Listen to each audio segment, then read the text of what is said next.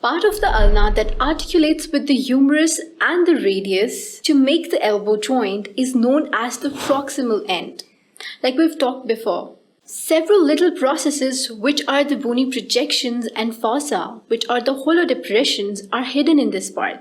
Let's explore them. Close to the elbow, the ulna has a bony process, the olecranon process, a large projection of bone that extends proximally, forming part of the trochlear notch. This is the coronoid fossa. It can be palpated as the tip of elbow.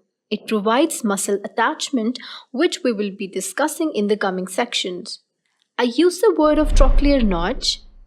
This is the trochlear notch, a hook-like structure that fits into the olecranon fossa of the humerus. It is formed by the olecranon process and the coronoid fossa. It prevents hyperextension and forms a hinge joint with the trochlea of the humerus. You can see here. Do you remember trochlea of humerus? I hope you're not missing the lecture about humerus, as it will help you to understand the ulnar articulation with the humerus. Moving on, there is a radial notch present on the lateral side of the coronoid fossa.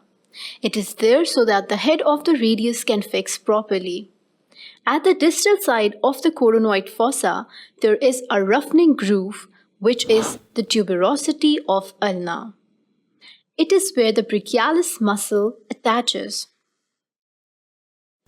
These are all the anatomical landmarks on the proximal end of ulna. Let's move towards the shaft now.